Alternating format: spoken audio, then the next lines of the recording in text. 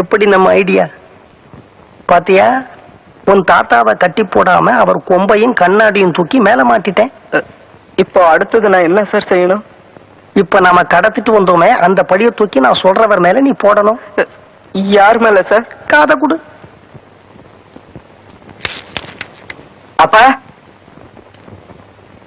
அப்பா, தாத்தாவை யாரு கொண்டு போய் பதுக்கி வச்சிருக்காங்கன்னு எனக்கு புரிஞ்சு போச்சு. யார?